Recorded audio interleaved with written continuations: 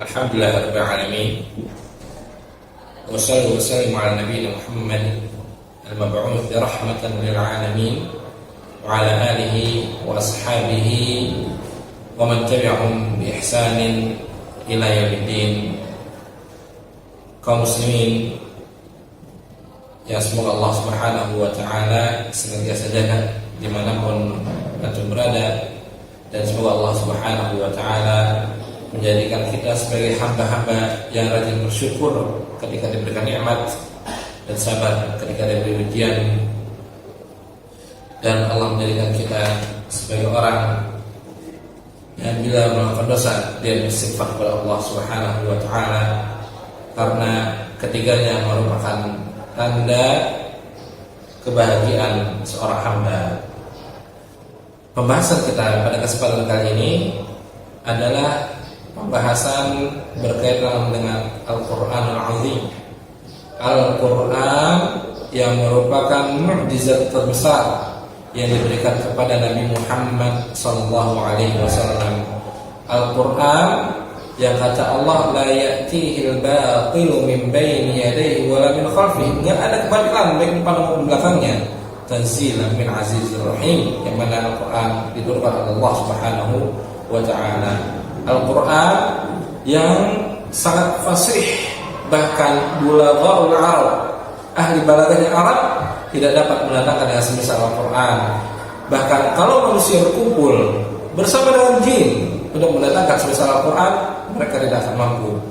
Allah Subhanahu wa taala menyebutkan, qul la in ijtama'atil insu wal jin ala an ya'tu bimithli hadzal Qur'an la ya'tuna bimithlihi walau kana ba'duhum li ba'din dhahira. Katakan wahai Muhammad, seandainya jin dan manusia berkumpul untuk mendatangkan yang semisal Al-Quran, mereka tidak akan mampu walaupun mereka saling bahu-membahu untuk mendatangkan semisal Al-Quran. Al-Quran yang di dalamnya ada syifa, fihi syifa'un linnas, ada kesembuhan bagi manusia. Al-Quran yang di dalamnya ada keberkahan, kitabun anzalnahu ilaika mubarak, kitab yang kami turunkan. Al-Quran tersebut diberkahi dia, Al-Quran yang diberkahi, Al-Quran yang memberikan petunjuk kepada kondisi yang lebih baik. Sebagaimana Allah berfirman, inna hadzal Qur'an yahdi lillati hiya aqwam, bahwa Al-Quran menunjukkan kepada yang baik, wa yubasysyirul mu'minina alladzina ya'maluna shalihat, yang memberikan kabar gembira kepada orang-orang mukmin yang beramal saleh, anna lahum ajran kabira, bahwasanya bagi diri mereka pahala yang besar. Oleh karenanya Al-Quran yang luar biasa ini, yang mana setiap bacaan dari Al-Quran ini merupakan ibadah, penting bagi kita seorang muslim untuk senantiasa membaca Al-Quran dan berusaha mentadabburinya. Oleh karenanya seseorang mencari ketenangan, seseorang mencari ketentraman yang sejati, dapat diperoleh ketentraman tersebut dengan membaca Al-Quran Karim. Hal ini berdasarkan firman Allah Subhanahu wa taala, ala bidzikrillahi tatma'innul qulub. Ketahuilah bahwasanya dengan zikir kepada Allah hati menjadi tenang.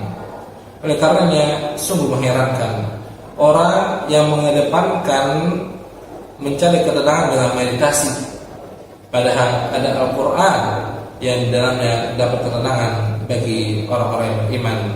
Tadi Allah menyebutkan ala bidzikrillahi tatma'innul qulub, sehingga jadikanlah ketentraman kita itu dengan zikir kepada Allah, ketentraman hati kita dengan senantiasa dengan Allah Subhanahu wa taala, dan jangan sampai hati kita lepas atau jauh dari membaca Al-Quran yang dimana dalamnya terdapat ketenangan.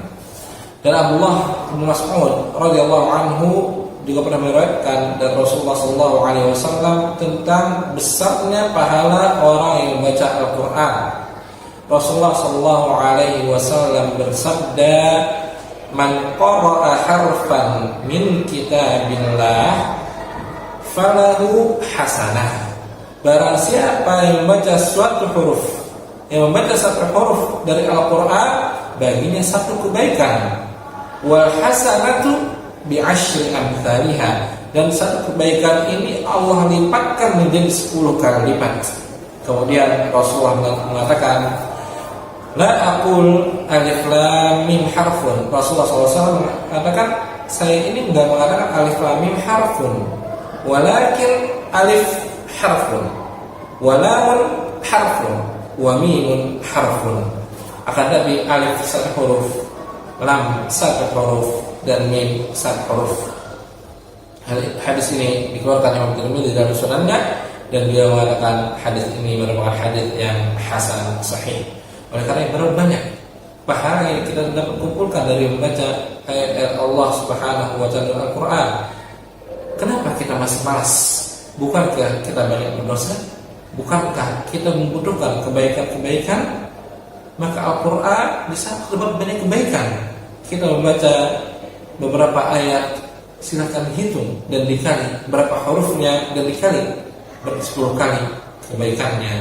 Oleh karena seorang muslim yang cerdas adalah orang yang mengetahui keutamaan dari setiap huruf Al-Quran dan berusaha untuk terus membaca ayat-ayat Al-Quranul Karim di malam dan siang hari mereka.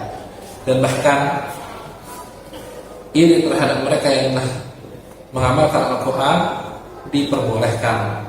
Dari Ibnu Umar radhiyallahu anhu, Rasulullah sallallahu alaihi wasallam bersabda, la hasada illa fitnatain. Tidak boleh hasad kecuali pada 2 orang. Rajulun atahu Allahul Quran. Seorang yang Allah berikan Al-Quran, fa huwa yaqumu bihi ana al-laili wa ana an-nahar. Akhirnya dia senantiasa mengamalkannya, membacanya pada malam dan siang harinya. Wa rajulun atahu Allahu malan. Dan yang diperbolehkan iri adalah kepada orang yang Allah berikan karunia harta, fa huwa yunfiquhu ana al-laili wa ana an-nahar. Dan dia menginfakkannya sepanjang siang dan sepanjang malam dan siang harinya. Muttafaqun alaih. Oleh karena ma'asyiral muslimin, keutamaan besar ini tidak dapat diraih dengan bermalas-malasan, tapi kesempatan besar ini dapat diraih oleh orang-orang yang memiliki kesungguhan dan mengharapkan pahala dari Allah Subhanahu wa taala dengan dia memperbanyak membaca Al-Qur'anul Karim dan tidak meninggalkannya. Selain itu, terdapat pemisalan yang baik bagi yang membaca Al-Qur'an, karena Rasulullah sallallahu alaihi wasallam pernah bersabda, "Matsalul mu'minil ladzi yaqra'ul Qur'an kamatsalil utrujjah." Permisalan mukmin yang membaca Al-Qur'an seperti buah utrujjah, semacam jeruk. Rihuha thayyib wa ta'muha thayyib. Baunya enak dan rasanya enak. Wa matsalul mu'min alladzi la yaqra'ul Qur'an kamatsalit tamrah. Dan permisalan mukmin yang tidak membaca Al-Qur'an seperti kurma, la rihalaha wa ta'muha hulwun. Enggak ada aromanya tapi rasanya manis. Wa matsalul munafiq. Dan permisalan orang munafik, alladzi yaqra'ul Qur'an, munafik tapi baca Al-Qur'an, matsalur raihanah. Permisalannya seperti permisalan kemangi, rihuha thayyib wa ta'muha murr, yang mana baunya enak tapi rasanya pahit.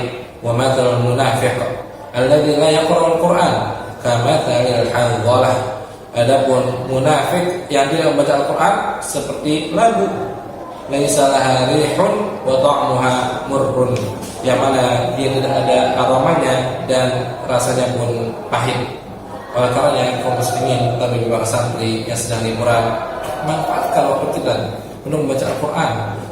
Jadwalkan waktu membaca Al-Qur'an, habis subuh, habis maghrib, atau sebelum sholat. Menunggu iqamah sambil membaca Al-Qur'an. Jangan sampai kita menjadi orang yang berpaling dari Al-Qur'an, yang mana kata Rasulullah SAW, wa qala Rasul, ya Rabbi inna qaumi ittakhadhu hadzal Qur'ana mahjura. Wahai Rabbku, kaumku menjadikan Al-Qur'an ini mahjur, ditinggalkan.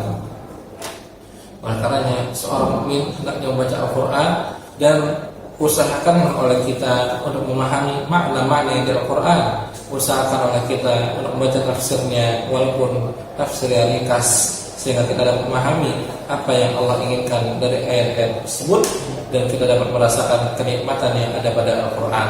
Mungkin sebagian kita membaca Al-Quran belum merasakan kenikmatannya.